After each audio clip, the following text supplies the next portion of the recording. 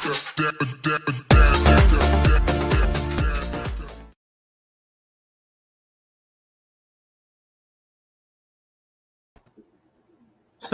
why are some of you muted and some of you not? There we go. Zane, Gerald, you're both muted. Belle and I are not.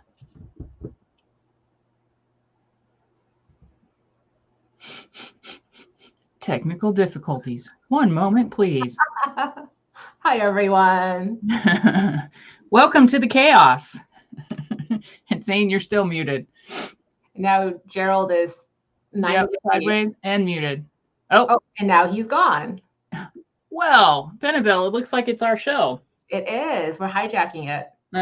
Well, welcome to Tarot Stash. Tarot Stash with Gerald. I'm Gerald. Oh no, not really. It's just the two of us. Oh my gosh. Gerald is like, hi, Jane, the Seeker Tarot Spiritual Realm. I know. We'll say hi to folks, right? Okay, here comes Gerald. There he is. Hi. Hi, I'm Gerald. There you are. There you are. Can you hear me now? Yes. Okay. Bad commercial, but yeah. I have absolutely no idea what happened, so it's just the sheer excitement of all of fabulous. this. So thank you, everybody, for joining us. Everybody knows Jaime, and there's Zane, and then we have Benebell. So, I should be doing these. We have Benebell. We have Jaime. Hello. We have Zane. And welcome to the Spirit Keepers Tarot Deck Casual. Yay. I am glad to have everybody here. So I'm going to take a breath because of all of that technical things and say, you all, Jaime, you and Belle were talking while I was dealing with the technology. What did I miss? We were just saying hi to Spiritual Rain and to Jane the Seeker because they were the two here, but there's Jonathan now. Aloha. There's Lisa. There's Pamela. Yes. So Lori tries life a little bit earlier. Selkie's here. Selkie, that's great. So Rosemary, Good Journeys Tarot. Patricia, Skeevy Nix. Hello, hello. So, and the notice just popped. So anyhow, what is everybody drinking today? Protein shake. Zero sugar with vitamins and antioxidants. Oh my gosh, this looks like a commercial. I don't want to, do anything. Here it is, she says. There you go. Zane, what did you bring? I am in my car and I left my drink inside by accident, so I'm drinking nothing. But it was going to be Pepsi. Okay. The salt of your tears. The salt of your tears. I'm drinking iced coffee that Jeffrey made this morning, so it's wonderful. And so it's cold for iced coffee, though, isn't it? It is, but I drink iced coffee all year. This is, I think, I went to somebody who was Eastern medicine and talked about the fact when you, by the way, for entertainment purposes only, blah, blah, blah, do not make decisions based on anything we say, seek professional assistance, really. But he had mentioned something, it was acupuncture, and he had mentioned, it says something about your chi, if you prefer cold or you prefer hot. And so your body constitution. Yeah, that's true. Yes. If you prefer ice, it's probably because you have how do you say that in English? You probably have a warmer or hotter body constitution. So intuitively you go for, it's pretty, you don't need to have any background in traditional Chinese medicine. You get a sense of that.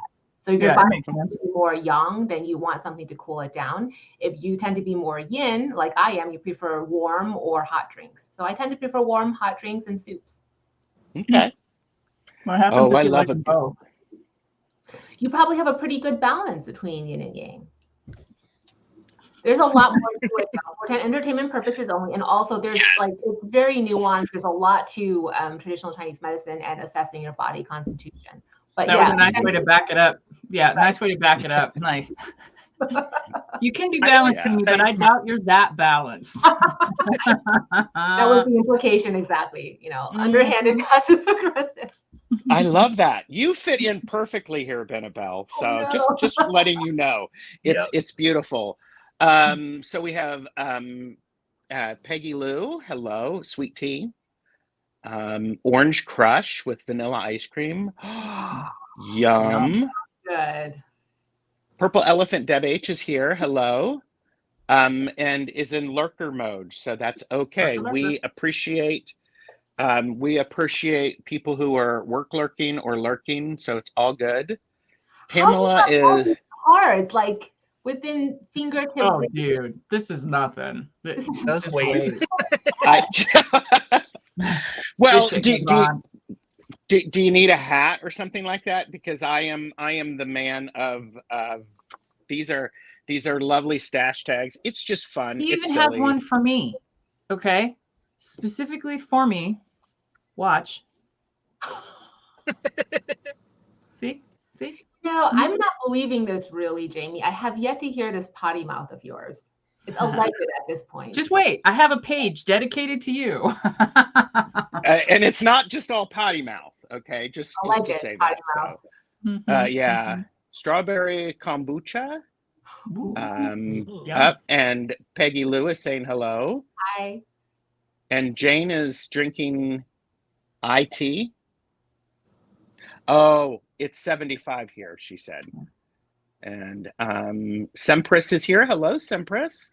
Aww. Yes, she is so marvelous. And Jonathan Daly has said, I am more yang leaning. Yep. So what are you saying? I don't know what that means, but I can add it to the list of the things that I want to learn about. Julie Cuccio Watts is here. Hello. Hi. I love her art. Me too. Yes, isn't it amazing? And Julie and Peter are going to be asking Jamie and I questions at our November back and forth with Jamie and Gerald. So yeah, we're looking forward to that. That'll be fun. Yes. Debbie Aquarius Owl is here. And Sempress is reading Benebell's Holistic Tarot now, which is right here. The big brick. It's a lovely unleash the potty mouth snort. Do it. So I'm sure, Pamela. All right. So Sneak is working at work too. Did I say lurking? She's lurking. Oh, jeez. Hey, take a sip. There we go. Drink. One must always hydrate while one is creating content. So Nick is going to watch the playback when they get home. So, well, great. Nice. So, okay. So, I'm going to start with Jamie. Jamie doesn't know this, but how did you come across these Spirit Keepers Tarot revelations? Well, it has a history though. So it started with the black and white, and I missed that deck. Then the Vitruvian came out, and I don't know where I was or what happened, but I ended up buying. I paid for capitalism. I ended up getting the Vitruvian. The Vitruvian has gone to a new home over in the UK, but I do have my tiles still. Which I have a story about the Vitruvian versus the Revelation, but we'll get to that. And then I just basically was stalking the website, waiting, because I've always done the metaphysical planner and all of that. So I know the website probably as well as Benebell, but yeah, I mean, that's how I came to it. Basically just stalking and waiting, because I wanted, at that time, I wanted the color version. So yeah, that's the small version. And Zane, how did you come across the Revelations? So I'm glad Jamie went first because I came across it through Jamie.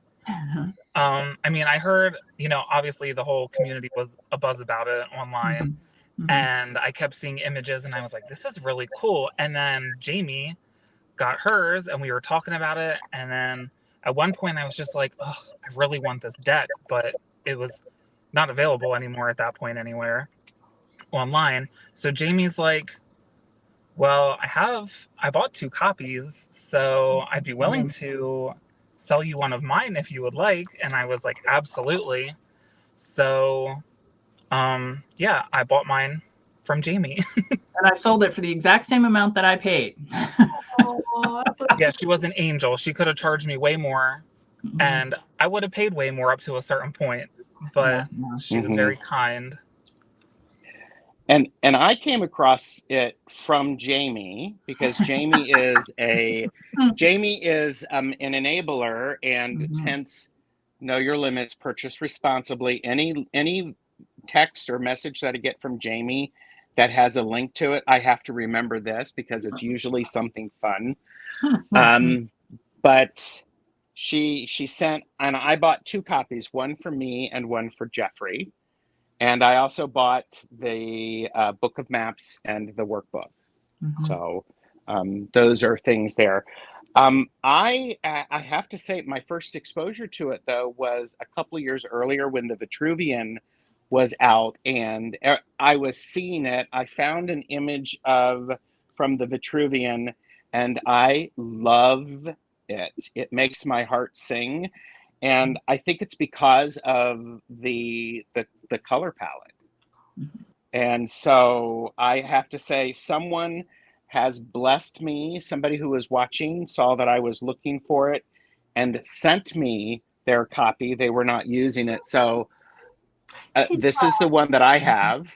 And so it was a beautiful gift. So yeah. So I will tell you right now, if I had my druthers, I would get the Vitruvian again.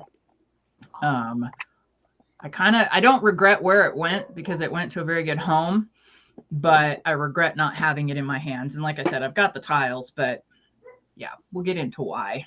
Jamie, it sounds like I owe you commission. No, just the Vitruvian. She's I love it.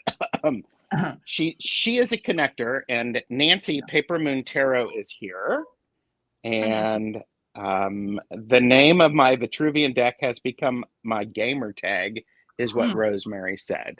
That's cool. Very nice. Oh my gosh. Very nice. And Nancy Paper Moon Tarot, excited to learn more about this deck, which I need to study more. We're actually going to talk about that. Yeah. But Belle, I wanted to give you an opportunity. This is your 3rd version of the Spirit Keepers. And am I correct in thinking you're finished with this? There may be some additional reprints. We're going to do a second print run later this year. That's when I'm going to launch the pre-orders for it. But it's basically the same deck, no more additions. So in terms of additions, This is the 3rd and the final. If you have the first print run, I don't think you need the second print run unless you just want to have it. It's going to be substantially the same with, for example, typo corrections. And I might work on some of the really minor changes just to tweak it so it's a little bit better. But minor changes only. And I think that's an important thing to remember. You are, and by the way, all of the links for all of my guests are in the description, including the link that if people want to be in contact with you about getting another print run. You are very upfront, and I appreciate it. Benebell, this is when I'm going to start heaping praise in your general direction again. So you're not out to sell decks. You're out to, in my opinion, you are, and correct me if I'm wrong, guys, gang, you're out there to put out into the world tools that help people understand esoteric mysticism and apply it to their lives in a way that is affordable for them. I hope so. I mean, that is absolutely my objective. So yeah.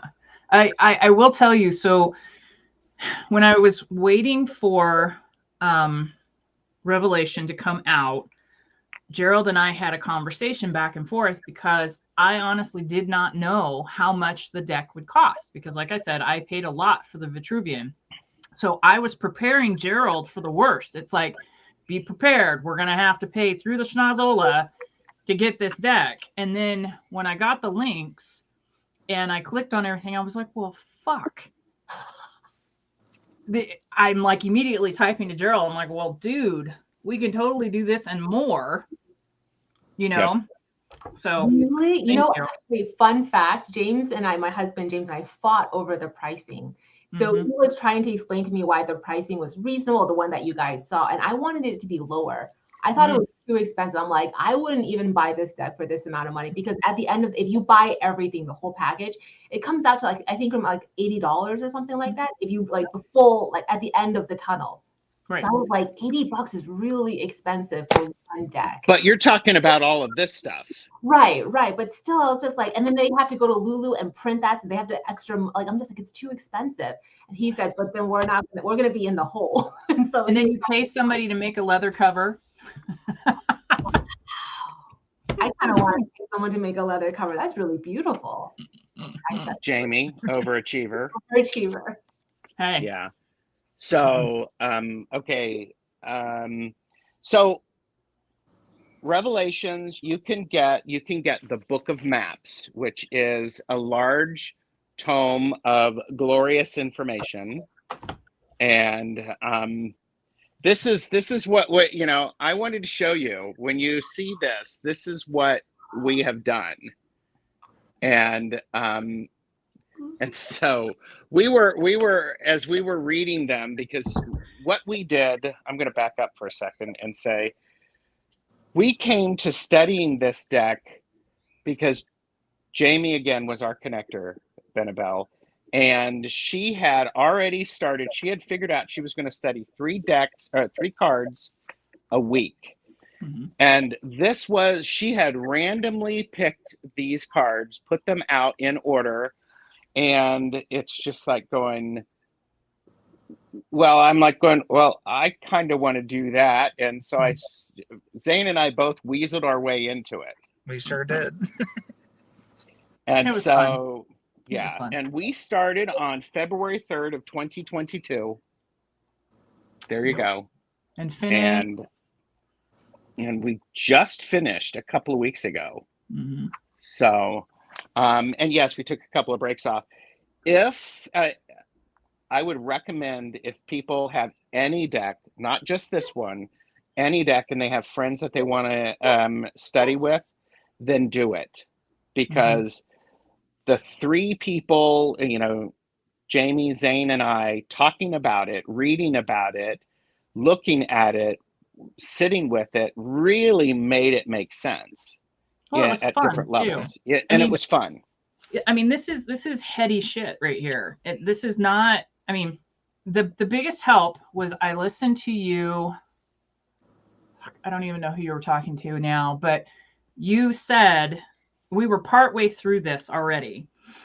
And you said that you look at this like a social studies book. Now, of course, it says that in the beginning. I went right over that. But when you said that verbally for me, it's like all the little things went, oh. So that helped the 3 of us go, okay, go to meat and potatoes. The other stuff is the extra, right? Mm-hmm. Mm-hmm. Yes. Very, very helpful. Yeah.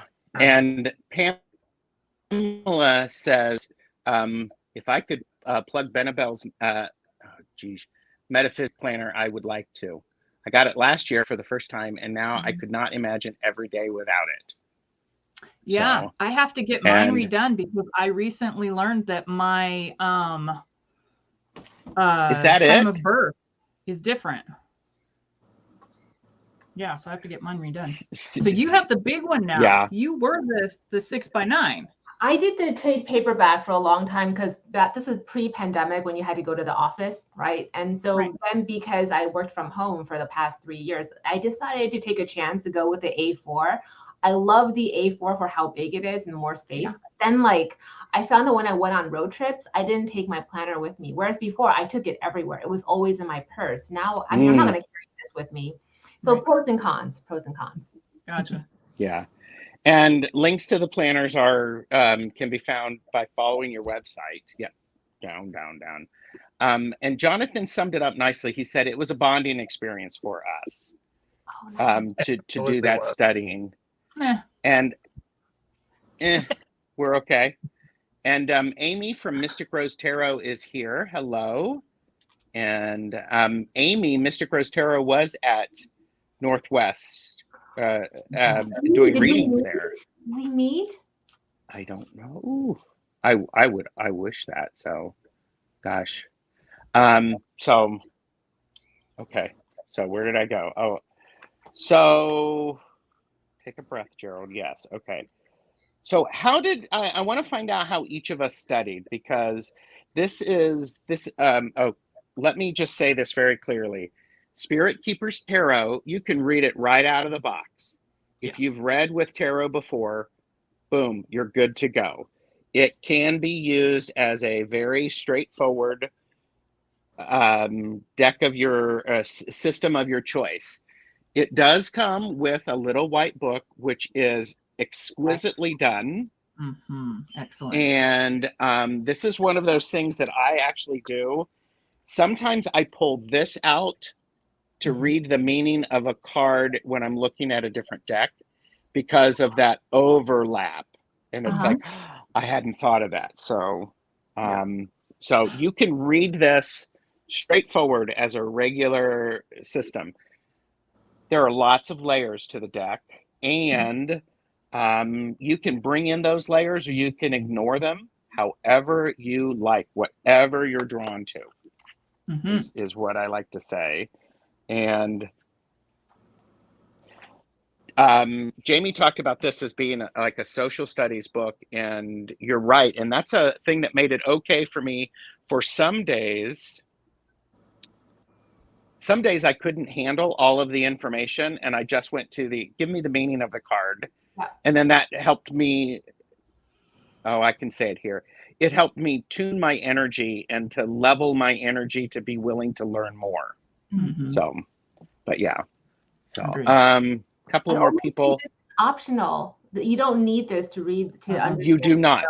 This is more of a bonus of like, if you really want to deep dive into the cultural diversity of the deck, if you want to understand the background, why I did what I did, then you can get this as an optional add-on, but it's really not necessary in terms of learning the system.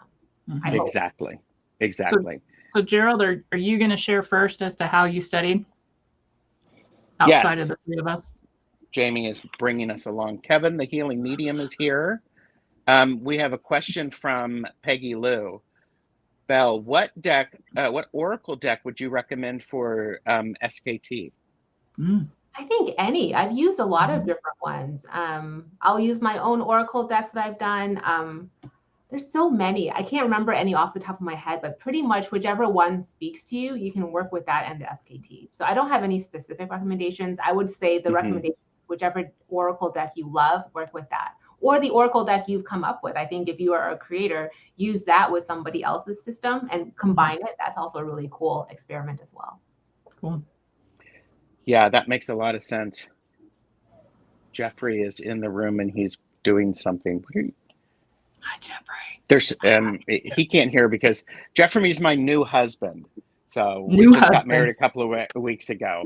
But there must be a spider coming down from the ceiling, and he's being respectful and just like anyhow. Okay, so C. McMillan is here. Looking forward to the next printing. And how does this differ from your books? It's an interesting question. How does the Book of Maps differ from the Holistic Tarot? I think they're really different. Holistic Tarot takes a secular, more academic approach to the tarot. It's not really my interpretations. If you look at it, it's all cited and referencing other texts, Waite, Crowley, Paul Foster Case, Mary Greer, Rachel Pollack. And I just condense it all together and reconcile it in a way so that you have all of these different, so it's kind of like an encyclopedia. Yes. And it's really meant to learn tarot in a very serious manner, again, secular, divorced from spirituality. Whereas I think with the Book of Maps, I let all of that go. And I just said, you know what? I'm going to show you exactly what my belief system is. I don't care what you think. This is what I think. And it's very unapologetically into the animistic world. And so I do treat the tarot as animistic, and I'm unapologetic about that in the Book of Maps. Whereas I actually got in trouble with the holistic tarot from members of our community because they said, oh, she's saying, it's not witchcraft, it's not spiritual, it's, so secular. But I'm like, well, I think if you're going to do a very focused study of the tarot, you do want to take away the personal spirituality for a moment to really look at the cards. So that's what I did with holistic tarot, so that it's universal. Anybody can approach it. Whereas I think the Book of Maps, it does take a couple leaps of faith in order to digest it, I think. Well, so I mean this as a compliment and not to say that I think that the Book of Maps is disorganized, because that is not what I mean. But if you take holistic tarot, which I have over there, that is very narrow and focused without a lot of, it's not embellished. Okay. This fucking thing goes everywhere. That's so everywhere. I agree with down, sideways, in, out, forwards, backwards, to Kalamazoo, back to the moon. I mean, good gravy. That's the difference. And it's good. And weaving that all together so it makes sense and it's understandable. And I was watching a live with you, Benebell, and I love your word choice. Your language, your understanding of language is really good. And sometimes I read it with a dictionary because she picked this word for a reason. What does that word mean? And then I look up the definition. I'm like, that is the perfect word. How can I get that into my dialogue this coming week? It's awesome. So, but yeah. Remember the SAT verbals? Do people still take SATs? I don't even know anymore. But like back in the SAT, when we had to take SATs to get into college, I think I got a almost perfect score on the verbal section, whereas I did horribly on the math section. Oh, yeah. I have. That was another plus side of having two other people to talk about this with. I didn't use a dictionary. I would just wait until we met up and I'd be like, oh, I have this word highlighted. What does this mean? Yep. Yes. Sheila, Spirit Messenger Sheila is here. And hello. And Debbie Aquarius South said, when I got the nerve to open and look through the deck, I was thinking I would be overwhelmed by the titles, or at the top of the cards.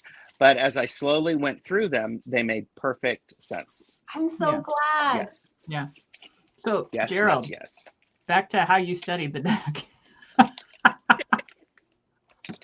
Thanks, Jamie. Okay.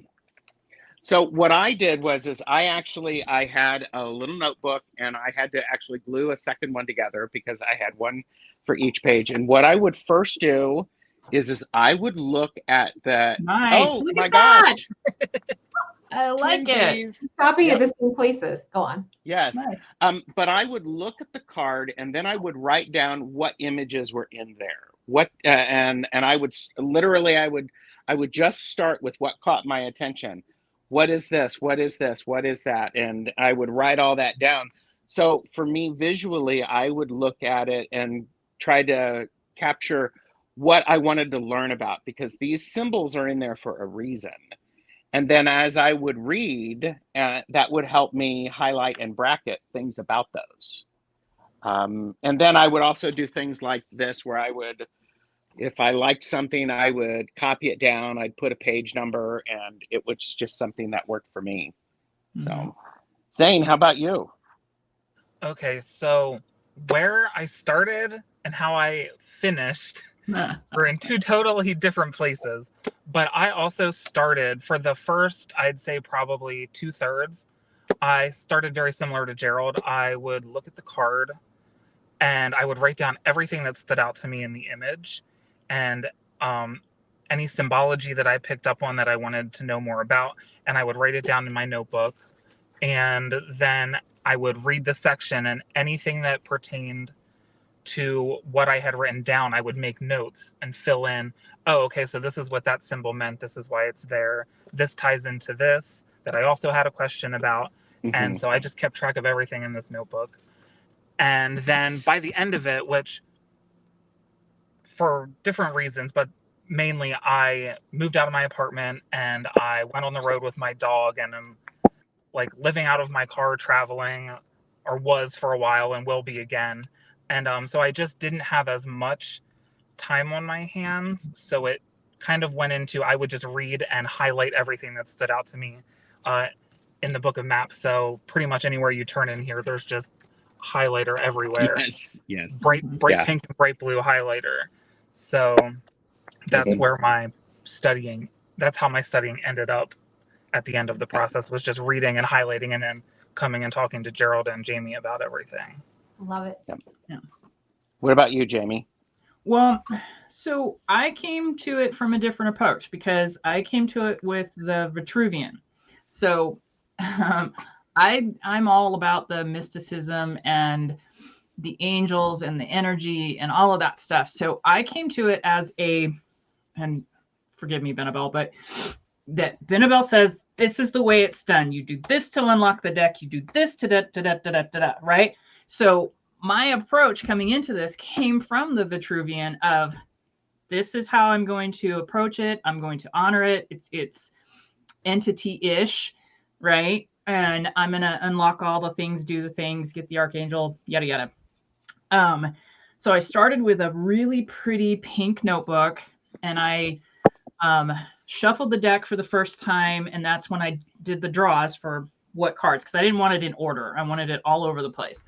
I wrote all of those down on each page, so that I would have it to write in and fill out and blah, blah, blah.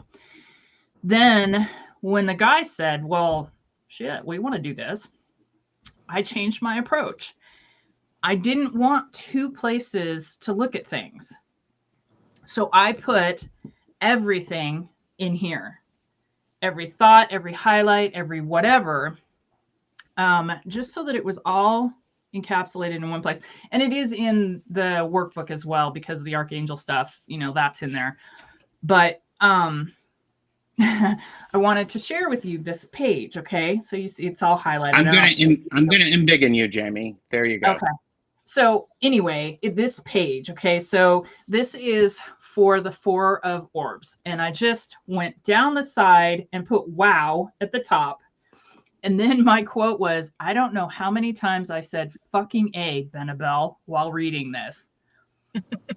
The concern part? So, I mean, this book has my own, sorry for the dogs barking, my own personal seal in it. It has, just as the workbook does, it has my thumbprint in ink. I mean, I did all the things, all the sealings, all the everything. So that was my approach. That's how I went with it. It loosened up a lot with the guys, but it's still that level of mysticism and kind of how I approach spirituality is still a big part of it. So absolutely, you can take me out. There we go. I've got you. So that's Jamie wanted me to make sure that she got a chance to show you that, Belle. It is so satisfying to see that grimoire. It's amazing. Mm-hmm. Oh yeah. And we went over that card on July 6th of 22, because I dated every single card we did. Mm-hmm. So yeah.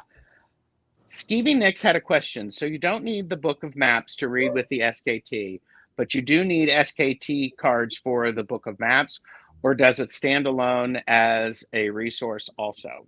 I hope it stands alone as a resource. There are parts of it that's very tarot-centric, so I don't know how you want to deal with that. But if you are just interested in learning about different forms of spirituality, shamanism, and mysticism from around the world, I hope that this book can do that. That was one of my objectives when I wrote the Book of Maps, was for it to be a standalone social studies book for the mystic. Yeah, absolutely. And Skeevy, I would say, and Zane, you can testify to this. When you were traveling, you left your deck safely at home, and because of all like the weather changes I was going to be driving through and stuff, I didn't want the cards to like get messed up. So I just took my book, and what's great is like every card, the image is in the book. Yes. And sometimes like multiple versions of the image are in the book, which is awesome. With different layers like removed so you can see even more details from the cards. And I also just wanted to say it's great to use as like divination in and of itself. Like this is a great book for why am I blanking out on the word right now? Bibliomancy. It's a great book for bibliomancy. Thank you. Yeah. And I mean, also, like I said, with it having all of the cards in here, you could read tarot by flipping through this book and randomly picking your cards that way. That was one of my hopes. Oh my gosh. Yeah, that was one of my hopes for the book of maps as well. You'll see that I include a lot of quotes from sacred texts in terms of spell crafting and intention setting. I figured if you layer, sacred texts into the book, that really does infuse it with some kind of a power greater than us, I feel. Oh, absolutely. There's so much magic in this book. And that was another thing that we always loved talking about between the three of us, was just all of the magic woven into the cards and into the book. Yes. Yeah. You know what's interesting though? I have only done one reading with this deck in the whole time that I've had it, and it was for him. Was. Before I had the deck, that was something I thought of as we were talking. I didn't mention about how I like got introduced to the deck. Was Jamie actually gave me a reading with her deck before I had my copy of it that she sent me. Yeah. And it was just so like magical and like fascinating. And I was like, I need this deck. Yeah, it was a good reading. It was pretty interesting. Yeah. Yeah. So we've one of the things that we did, I do want to talk about it because it was fun for us, because Jeffrey got a copy of it too, but we each did, you do what is it called? The angel to guide you, or archangel to guide you through this life's chapter. And that's in the journal. And I will just say there were 4 of us who were reading it. We each 4 got a separate archangel. It was meant to be, Benebell. Totally. It was crazy. Yes, it really was. And that's really cool. Yeah. And the archangel was perfect. It's like, oh my gosh. So okay, so it's getting into this. So the box, it comes in a 2-part box. It does. And would you believe that the 2-part box is full of magic as well? Surprise. So it's lovely there. The cards fit perfectly in there. So a little white book. There are 80 cards in the deck. And there are some name changes to the majors, and the fool, or the zero, the key 0, there are 3 different ones. So we have the keeper, we have the initiate, and we have the seeker. The Holy Trinity, the 3 faces of one. Love it. So, and the 8 is strength or force, and then 11 is the chancellor or justice. So that's how it relates to that. The suits are scepters are wands or fire. Chalices are cups or water. Swords or air. And then orbs are pentacles and associated with earth. So want to put that out there. For the court cards, there is a change for the court cards because the pages are heralds. And with the pages, you pick another card about the message that they are bringing. The shining ones are the knights. Shields are queens, and archangels are kings. Now I say that because kings, queens, knights, pages, the gender is fluid in these depending upon the card. So don't get caught up on that. It's pay attention to the card. Just one more reason to love it. Yes. Agreed. One thing that I like to say is that as I said, the cards can be read just simply as your standard system, but when you lay the cards out, there are these little bitsy images and pieces that link them together. So you start to go, oh, or that's what I did. So I don't know about you all. So yes, you do. Yeah, I love all of the courts. The courts are splendid. Absolutely splendid. Yes. I concur. So Dippity Doo is here.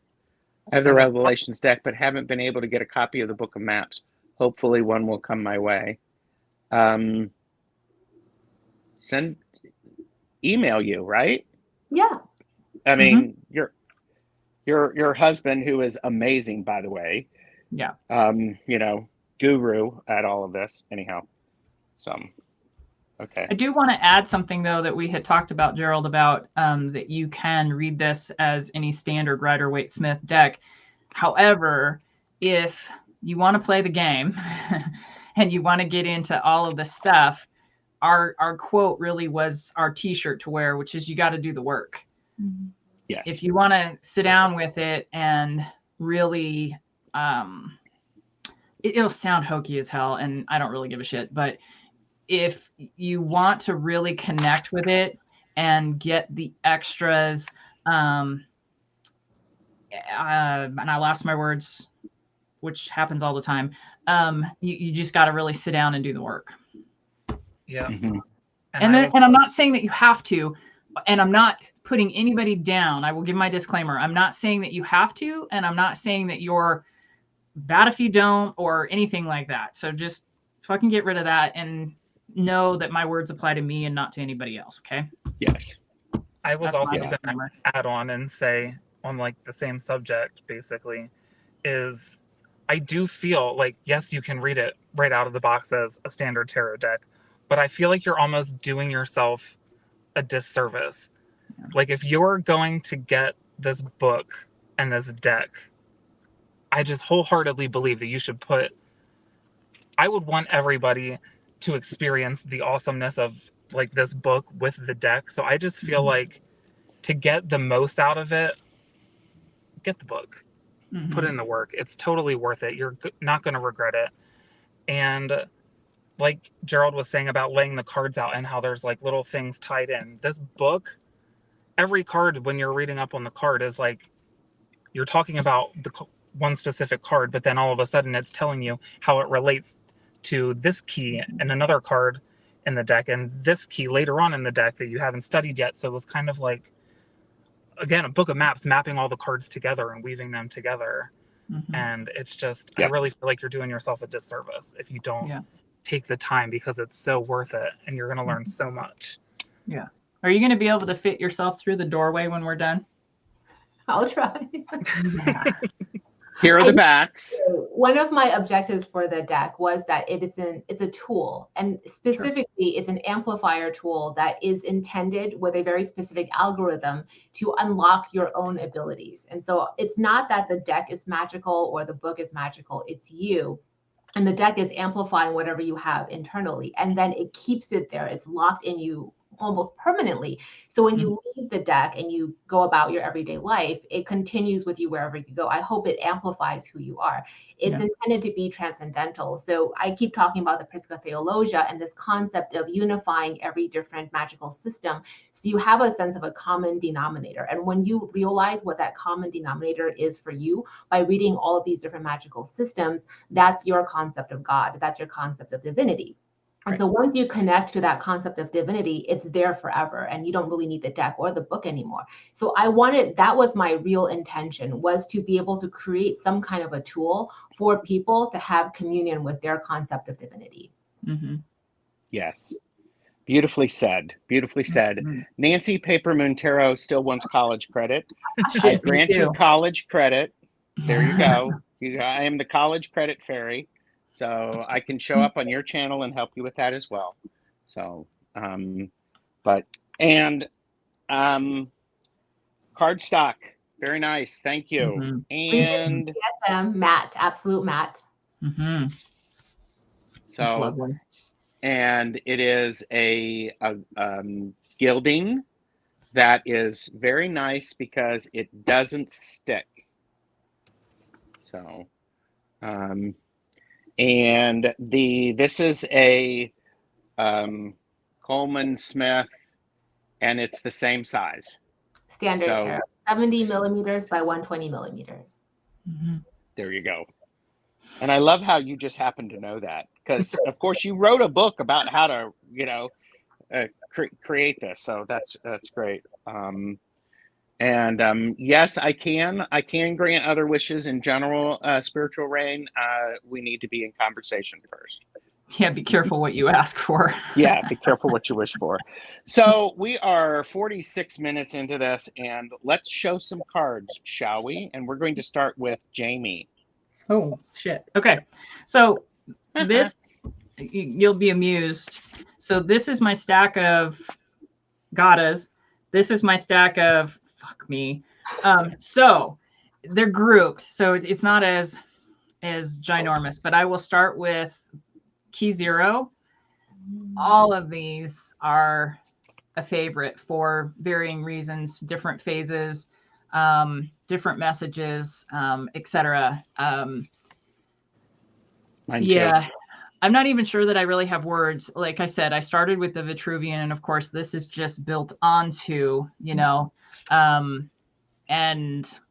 I'm not going to have any other words other than to say that I love all three of them for really super personal reasons. But or Fig Egg, and then that's Cambodia. I just noticed something in here. If with this one, just looking at it, can you see a face in this? Yeah, I do. Eyebrows, eyes, nose. Oh, I have never seen that before.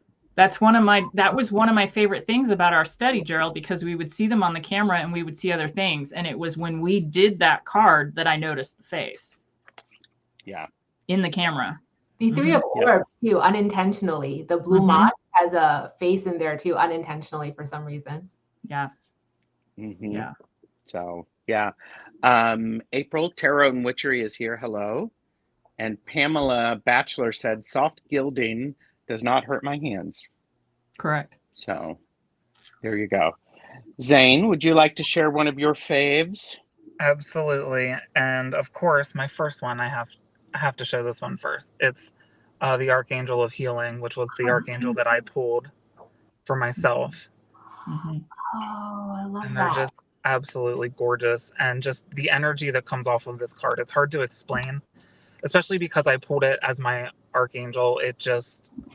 I had so many connections to it. It just felt so personal. And reading about it was just like, this makes perfect sense. And so I just felt a really deep connection to this card. I love it so much. And to protect you on your travels as well. Absolutely. It was like it knew what I needed. Yeah. Yes. Yeah. Gerald, since he opened the door and since you and I both have all of these as our favorites as well, do you want to show your angel? Yes, my angel is the Archangel of Mysteries, angel who illuminates the shadow. Oh, King of Orbs. So, yep. Yeah. And this I is love my badass. The Templar. Yeah, it's funny because I have a huge history. So it's not surprising, but absolutely delightful that I have somebody that stands between me and thee. You know what I mean? Very cool. And this was Jeffrey's, the Archangel of Glory. And he's a musician. So it's perfect. Yeah. Yes. Totally. So, all right. I'm going to talk about the Belle, do you have one that you want to share? I will just draw one at random. Awesome. Mazu, the joyous one, 10 of Cups. Mazu is a Taiwanese goddess, but I can't just say Taiwanese, southern China, South Seas Pacific area. She was a protege of Kuan Yin. And so this is the card that I picked, the joyous one. And She's in my it's favorite. so weird. Isn't that cool though? Like, because this was one of the few cards in the deck that does honor my Taiwanese heritage, and that's the card I pulled at random. So it's just one of those weird things about the deck that I really love and keep going back. Me too. Because my decks are biased, but it just the synchronicities are hard to ignore. Well, and that card was in Zane's reading that I did for him. She's one of my favorites. I have her in my pile of favorites. I love her. Very cool. Yeah. And since we're looking at the 10s, I have the 10 of Orbs is one of my favorites. And I am a particular fan of the 10 of Pentacles, the 10 of Orbs in lots of decks because I want to see that cross-generational and that depiction, and it's depicted nicely here. And I love how these two people are looking at each other and they're making eye contact. And because when we actually see one another, it makes everything richer and deeper. So the other thing to add to that, though, is that they are also looking beyond, right? No eyes, the openness of the eyes, and they're looking beyond just what they see right in front of them, which I find beautiful. Yes. So I'm not a fan. Not a fan. Not a fan. Not a fan. Of course not. Pamela said, of course, the King of Orbs loves his 10 of Orbs. Yeah, that's true. I do want to say what Nancy said. I'm not particularly spiritual and not at all religious, so I approach this from more of an anthropological direction, a rundown of esoteric historical references, which is totally fucking cool and exactly, I dig it. No pun intended. I dig it. No pun. I know, no pun. I say that expression all the time. I dig it. And anyway, move forward. All right. You're up, Jamie. Oh, shit. Okay.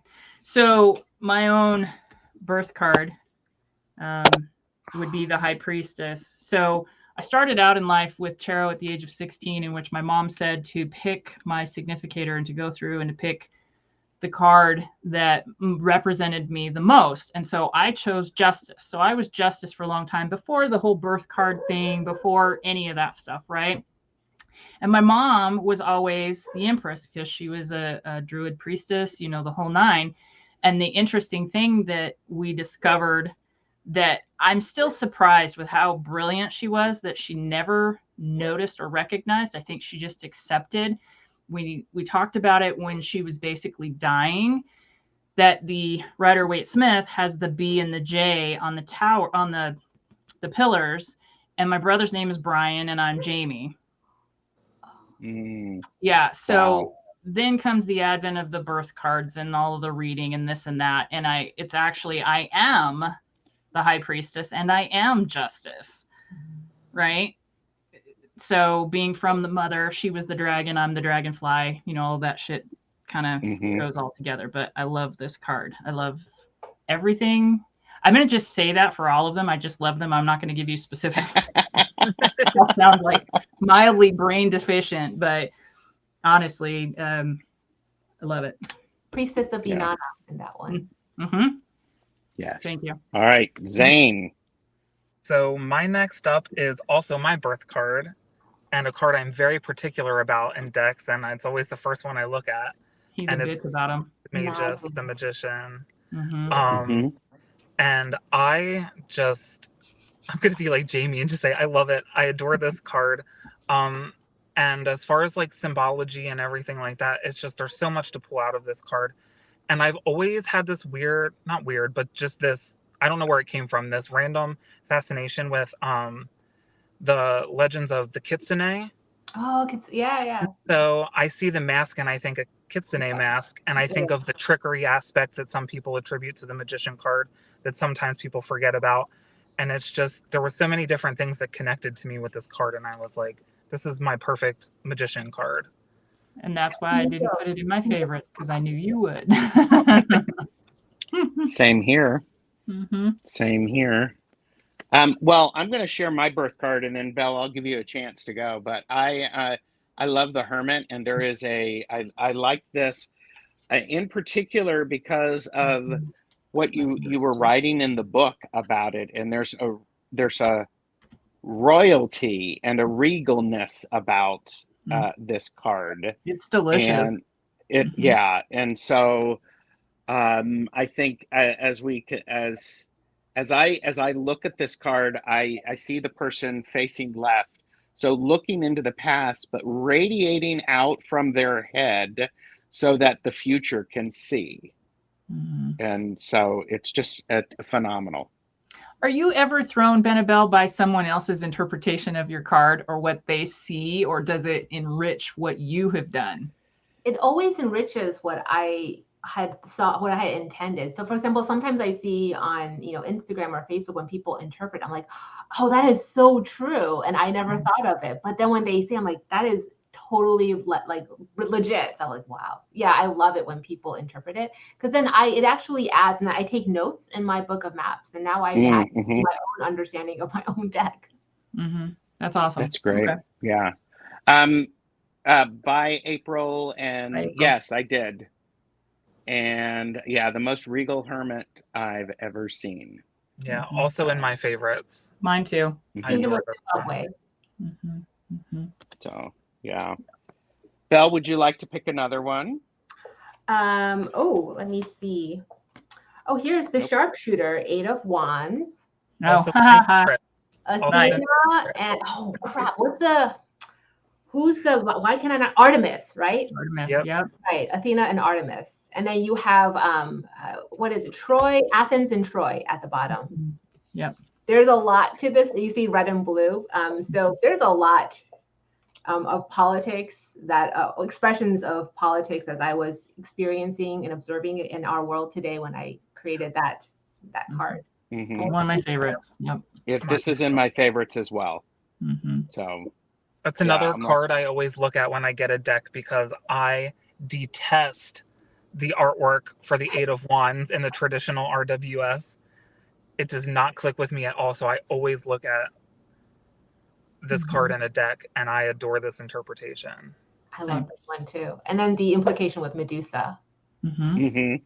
Yeah, it's quite good. Okay, Jamie. Okay, so this next card has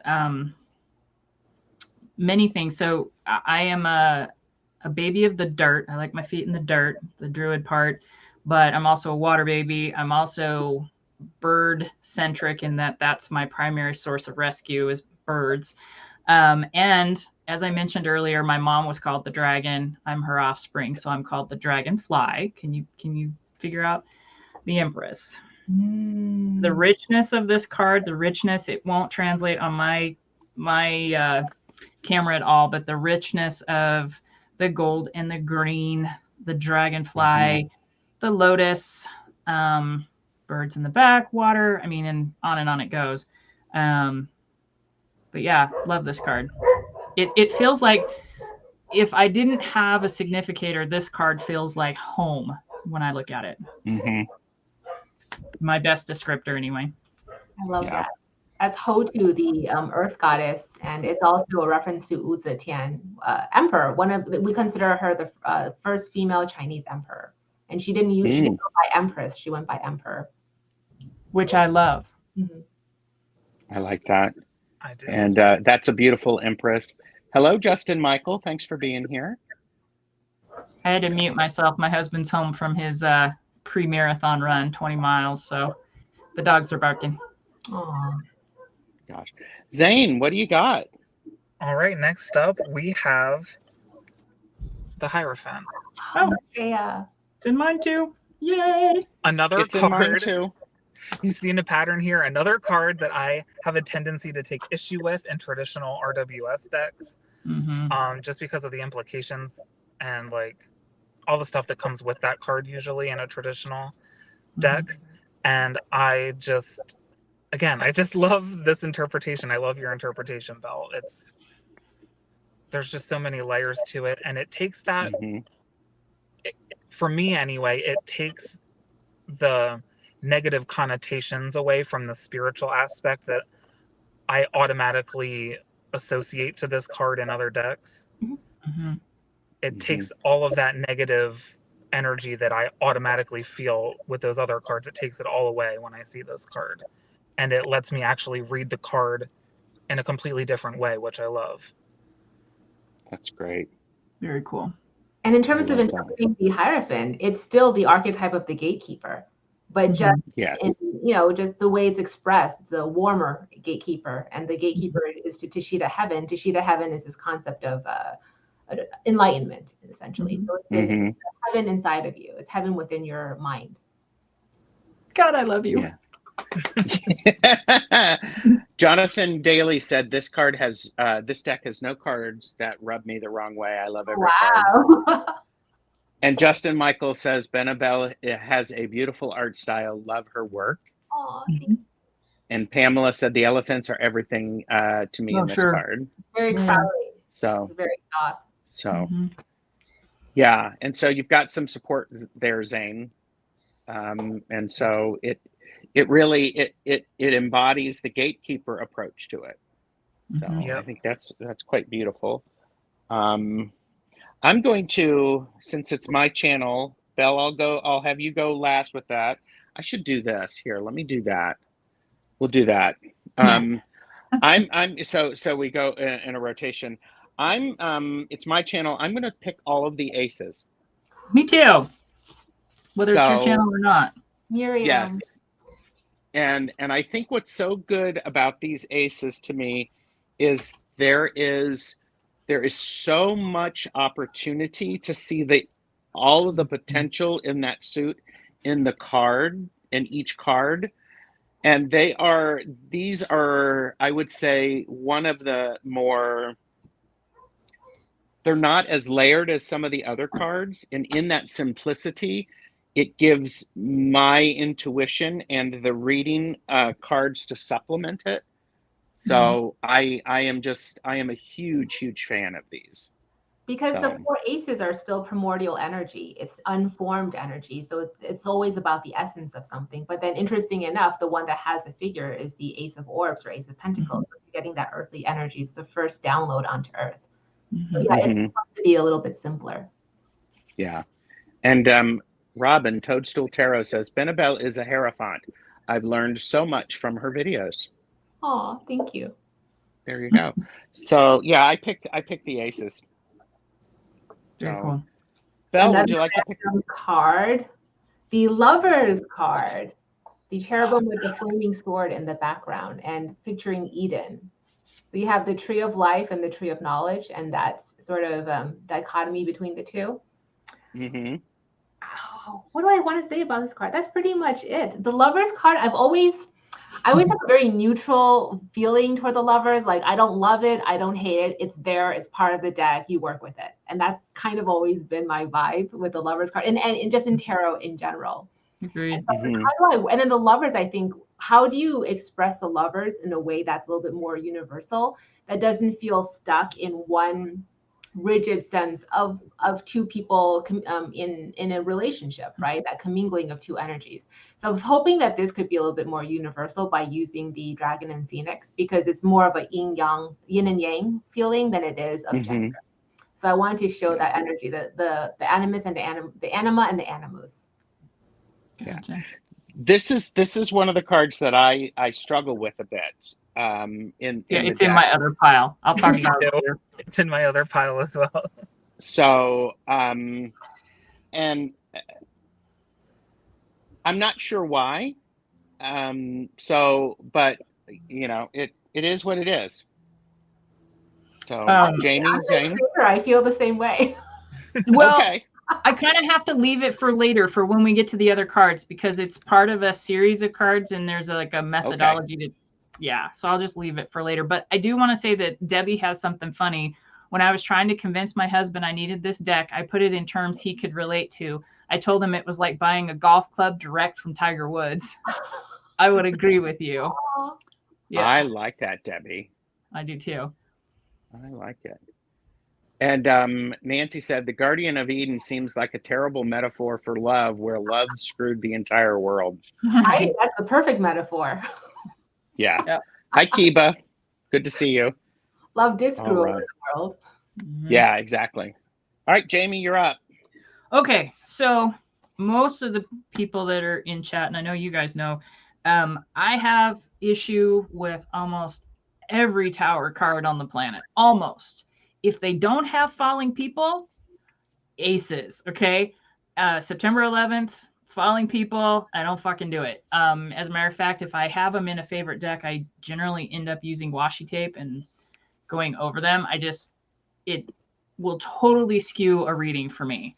And I know I have control over myself. I know that I have the ability to be better and do all the things.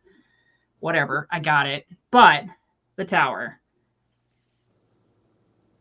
Eye of There- God in the background, the Trishula. Yeah, the symbolism in this card, and I mean, you knocked it out of the park for me on this one. Oh, thank you. Yeah, makes me happy. I think so. Yeah. Zane? Oh, I'm up. All right. So next we have the Necromancer. Yay! One of my James' favorite card. Really? Lupus, Is yeah. it? Yeah, I just love a good depiction of Anubis, honestly. And this card is the main reason I love it is because of the artwork for this one. I adore it. Like I said, I love a good depiction of Anubis. I love the little Sphinx cats. Mhm. And this card makes me happy when I look at it. Mm-hmm. Which might be a funny reaction for a card called the Necromancer, but Yeah, fuck it. It's okay. But I love it. It gives me such good energy and makes me happy when I see it. Well, and I would say one of the nice things about it is it's the gateway of resurrection. Yeah. And it's Yeah. like, yeah. And So- I love like callbacks to mythology and all that kind of stuff. So like the scales with weighing the feather and the heart against each other. Mhm. Mm-hmm. If you know those Yeah. kinds of stories, then the art just brings a whole new meaning to the forefront of your mind in a reading. And I love it. And if you don't, go to the Disney Channel and watch Moon Knight. Exactly. Oh, gosh. Sorry. I am. Wow, this is a fun one. I am a huge fan of the Two of Orbs. Oh, Allah. He's my next one too. Mm-hmm.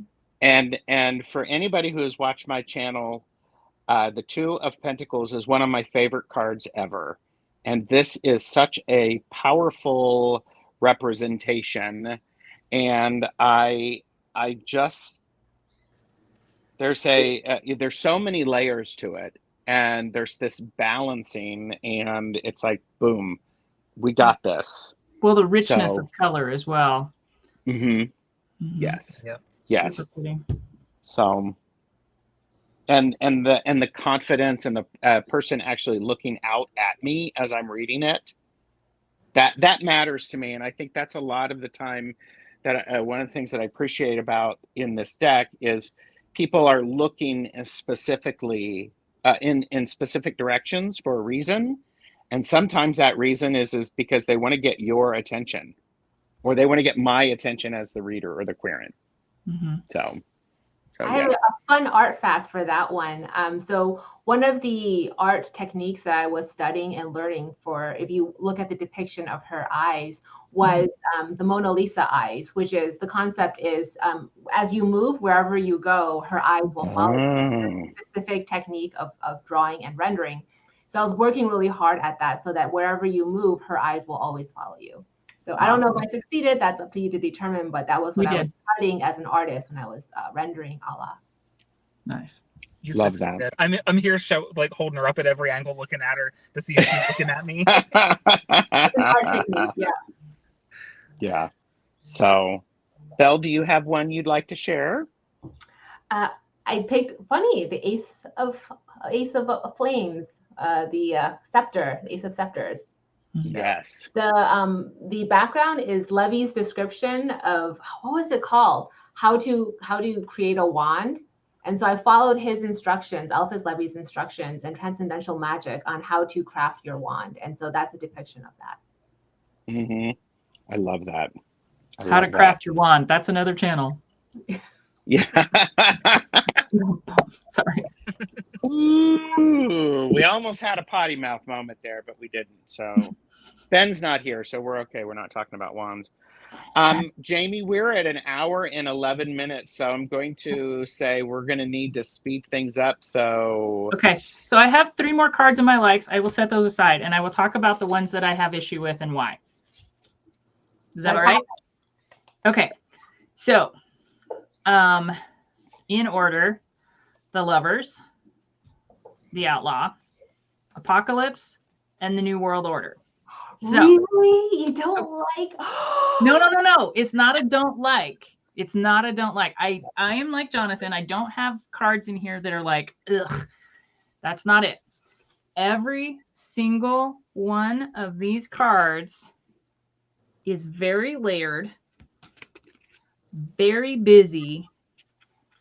And for me, I have found with my 55-year-old eyes that I have a hard time with these. So I have taken the approach of, now granted, I've only read with this once. So for my future self, that whatever I see in that card is what I'm going to use. I'm not going to worry about the layers.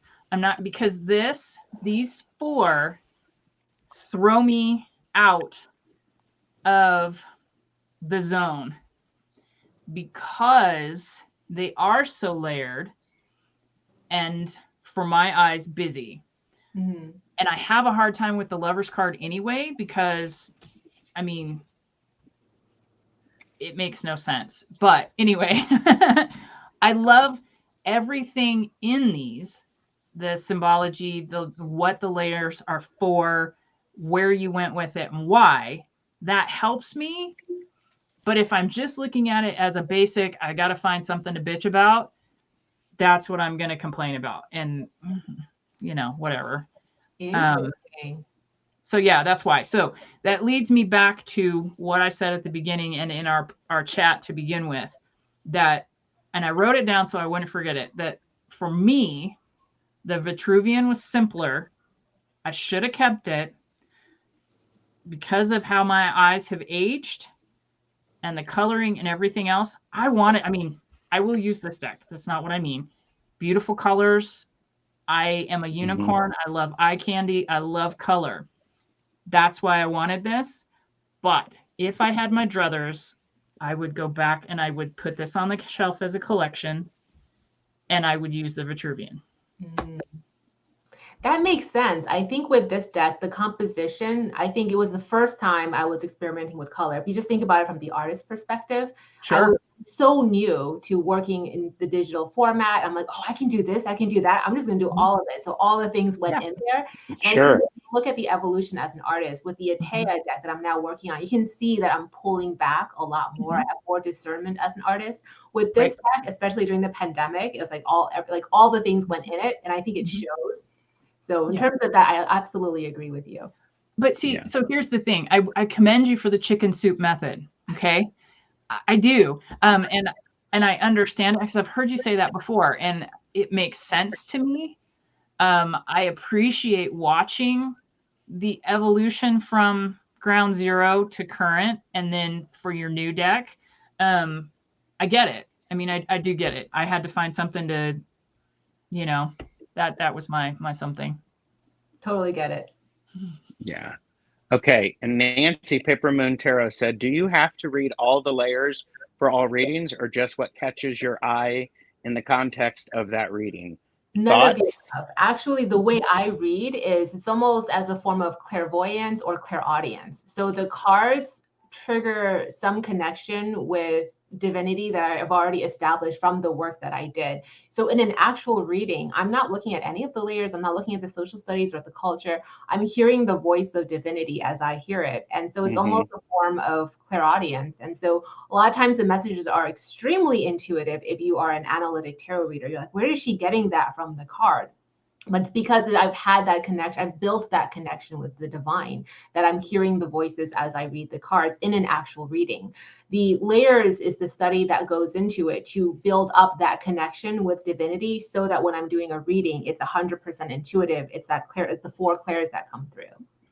So and I would layers at all. Yeah, agreed. Zane, were you going to say something to that? Oh, no. I think that when you do a deep study or you spend a lot of time with the deck, those voices will come through, and the images won't necessarily be the first thing that we recognize. I will, as I've played with these, I get an energy feel about it. And I had to go back to the book because I was like, what? There's something about this card that really is drawing me in, and I can't remember what it is. So I just went back and looked, and it was great. Well, see, and I made a conscious decision to not read with the deck on purpose, because I wanted to walk the path and travel it without any familiarity, I guess. Yeah. So I don't know. It was a conscious choice to not do so, and I haven't even up to now, because I'm waiting for this all to be over so that I can go and play. Yeah. So Zane, what do you got? All right, so I'll just do like a brief little, same as Jamie, because there's some overlap, and I'm glad Jamie went first, because it makes it easy for me to say that a lot of the reasons that Jamie stated are my reasons as well. And honestly, the overarching reason is mainly just for the 4 cards that I have here. I just have a little bit more trouble connecting on first glance at the cards. Like if I were in a reading, looking at them right off the bat, they're just a little bit harder for me to automatically pull the meaning out of them at first glance, and I have to do a little more work. That's the only reason they're in this pile. I also have no cards in this deck that I dislike. It's just these 4 are a little bit harder for me to connect to right off the bat. So I also have lovers. You don't need disclaimers, dude. Just get to it. So I also I love it. Just do it. The Apocalypse. Same cards. So interesting. I love the Apocalypse, you guys. The World card too. New World Order. And then my last one is the Corruptor. And honestly, this one is just because when I look at this, it kind of looks like it belongs in a different deck to me. I don't know. It doesn't have the same energy as the other cards. That was one of my leftovers in the favorites. That's funny. Okay. Was it? Yeah, just when I look at this card, I don't get the same energy that I get from the rest of the deck. And maybe that's just a me thing. I don't know. But those are my 4 cards. I love it. I like the Corruptor. Because that one is very Christian, like in terms of the 7 sins. I actually, even the artwork is based, I can't remember where it is, but it's in the Book of Maps, the reference, the citation, based on like a 15th or 16th century work of art. No, 17th century work of art. So it's all there. And I think what's interesting is because I don't personally have as strong of a connection to Christian mythos, and this card doesn't really have anything else but Christian mythos in it, that might be what you're intuiting. You're intuiting the creator's disconnect with that culture. So could be, and it could also be me relating to the fact that like I don't necessarily connect to that type of mythos either myself. Maybe that's what it is. Yeah. Well, I actually wrote this down on the front of my book. It's like the SKT is about revealing, and it's on page 464, and it's talking about the Corruptor. This was pretty far into our thing, and this was a moment for me when I'm looking at this where I went, well, shit, that's why she called it Revelation. I'm like, duh. Sometimes August 31st of 22.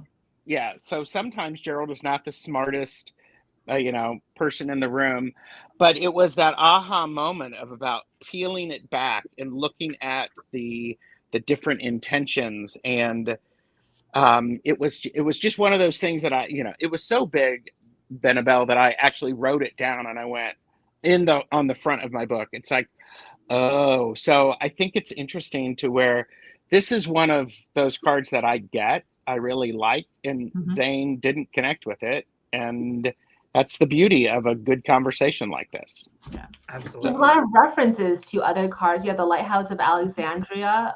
You have the tower, the axe in the background, and then in the foreground, and the axe is looking at itself. I really like that idea of seeing its own reflection and what it's done or what it can do. Like when you have to confront your ability to destroy and to see that in yourself, how you can be a corrupted person, and to the potential that we all have. So it's an uneasy card. It's a very uneasy card to look at. Yes, it's one of those that it makes me go, what? Wait a minute, because that's not. I wouldn't necessarily think of the Seven of Cups as a corruptor. But I get it now. So again, that's where it adds a layer of understanding for me. Do you want to hear something funny? Part of me likes it because of the little pig. Oh, the cute little pig. Gluttony. Yep, I'm that basic bitch. Yep. That's all right. Benebell, anything you want to say? You want to pull out another card? Anything you want to say? Other cards, and then we'll sort of wrap it up with what are your takeaways for us, gang? I'll talk about the world card if I can find it. Oh, but okay. So just in my defense, I really love the Revelations world card because it was something that I saw when I was traveling in Europe. I think it was this one. Yeah, so I went to a lot of museums, and you saw across a lot of the iconography from the medieval period and Middle Ages was the concept of the pelican piercing its own breast and feeding its blood to its young. It's a metaphor for Jesus Christ. They believed at the time that when starving, the mother pelican would hurt itself and self-sacrifice so that it can feed its young. And I like that concept to describe a Messiah. A Messiah is somebody who will self-immolate, self-sacrifice for the greater good. And that was kind of what I believe is necessary in order to create and bring about a new world order. In terms of the new world, the world card is about a completion, right? So the last step in anything esoteric versus exoteric is somebody has to be willing to self-sacrifice for the greater good. And it's a very difficult message. I think a lot of us don't want to agree with that. But I think when you think back to history and every single civilization's religious belief system, that is kind of how we see it. You need to sacrifice. There needs to be that great sacrifice. And so that's the reason I love the card. It's more for what it reminds me of. So that's my little difference. And now made me like the card. I love it. Now you made me like the card. So it wasn't a hard leap, was it, Jamie? No. No. I mean, like I said, I don't dislike any of them. It's just, you had to pick something. Skeevy Nick said, you all have entirely sold me on this deck and learning experience it provides. I have now signed up for the wait list. Can't wait. Responsible. And Heather, yes, it will be available soon. Follow the link below in the description to sign up for the waiting list. And Peggy Lou said, I love you, Benebell. Love this episode. Thank you. Thank you. What was the experience like to study this together for Jamie and Zane? And any last minute words you want to share? Go ahead, Zane. Make me go first. That's right.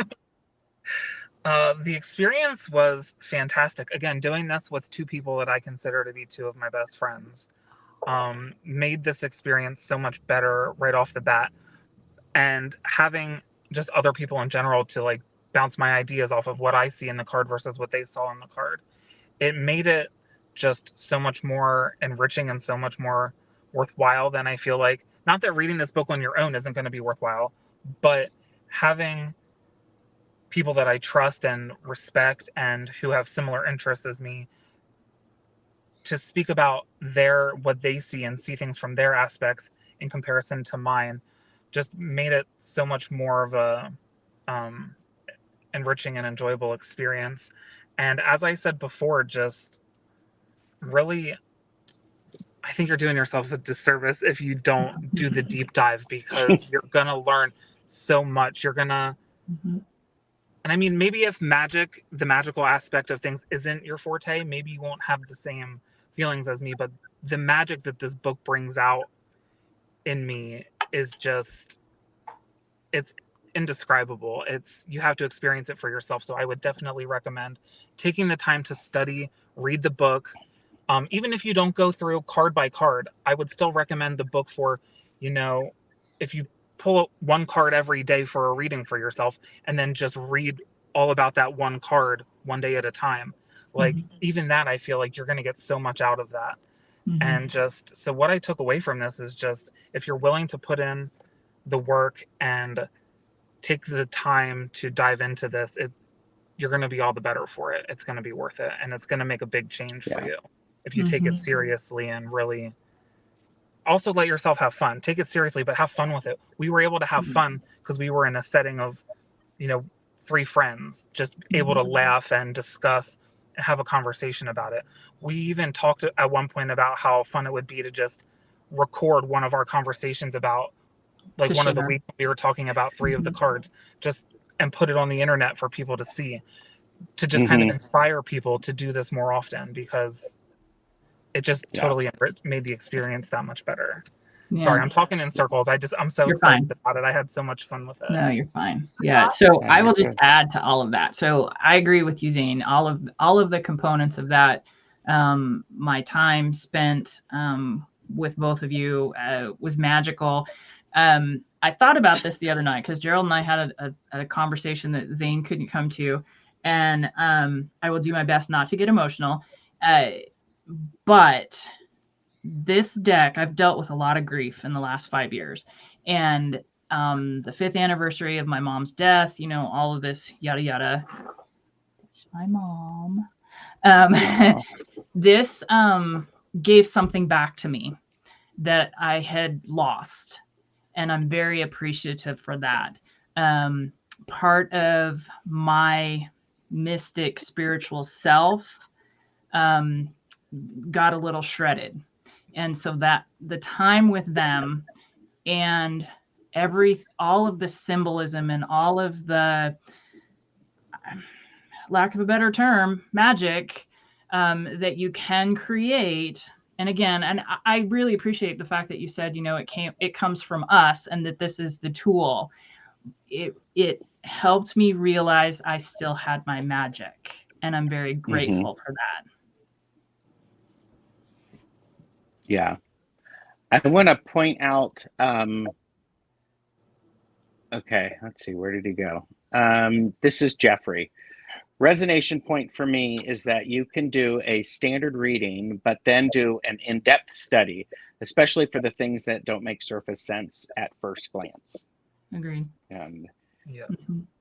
I think my big takeaway was certainly the idea of, first of all, it helped me with accountability, because if I didn't show up and haven't done any reading, then I have 2 other people that I have to, say something to. So I would encourage people, you can get a free Zoom account and you can be on for an hour together. And I love the idea of doing it out of order, just mixing the decks and doing it like that, because it mixes it up. But it also builds friendship and it builds energy, and it builds energy around what you're studying. And it also gives a safe place for somebody to say, oh my gosh, you know how we were talking about blah, blah, blah yesterday or last week? It showed up here and this way and in this way in my life. So. Right. Well, and I will say, there have been many times, Benebell, in which your name has been taken in vain, and it's like, you've got to be fucking kidding me. But that's said with love and respect. Era said, yes, this deck and its books are so fabulous. Always find more to cherish inside it, them, me. I'm thrilled that's going to be made available again. And Brian, Blushing Nerd Tarot, been Brian. MIA, but nothing like Benebell on Gerald's channel to bring me back from that. So, Benebell, anything you want to share about this experience or creating the deck? And my favorite part has been chatting with people in group settings like this video chat. That's one of the great things of having done a deck. In terms of this third edition being called the Revelation, I thought very long and hard on what the third edition would be called. And there really is a reason that it's called Revelation. It is about revealing to yourself and seeing who you are. Like, I hope it does do that. And like I said, I think like every little aspect to it, even the work, taking it in vain, like the difficulties of it, it's all a metaphor for self-discovery. And at the end of it, I do hope you see that it's really not about the deck's magic. It's about you. It's nothing more than a mirror that shows you who you are. Any power it has is the power of the mirror. And that's why it's called the Revelation. Love that. Everybody, thank you very much for being here. Benebell, thank you. I do appreciate it. Jamie, Zane, thank you both. Everyone watching the playback, thank you. All of the links are below. Well, I'm going to ask the typical question and go, what do you got coming up on your channels? We're going to start with Jamie, who's going to give me a look over her glasses at me, and she's going to hold up her finger. So go ahead. I did it. I'm done. Okay. Thanks for playing. Zane, do you got anything coming up? Honestly, I don't right now. Like I said, I'm like figuring out where I'm gonna stay half the time and just running around everywhere. So my channel has taken a back seat for the time being. I'll be making a comeback at some point. It just probably won't be for at least another month or two. Okay. I have on Monday, it's a laugh and learn that is actually a working towards well-being with Joe from the Power of Purpose. That doesn't seem right. Yeah, but it's Monday, and we're going to actually be talking about working towards well-being during the holidays. Oh, yeah. What can we do to prepare for that? And then on Tuesday, I have a laugh and learn with medium Betsy Palmer. We're talking about psychic hygiene. So this is something that's very, very helpful. And Peggy Lou would love to read this deck. Benebell, you are an earth angel, in my opinion. So there you go. And Benebell, what do you got coming up on your channel? Just a bunch of random videos here and there on Taoist magic and witchcraft. So it's all leading up to my third book, the I Ching book that I just put out with North Atlantic. And when's that available? Should be available in June or July of 2023. Nice. So, okay. That's awesome. Exciting. So thank you, Nancy. Thank you, everyone, for joining us. Everybody hang out for a second. We will, let's see. Should I do this? Should I do this? Wait a minute. Thank you. Bye.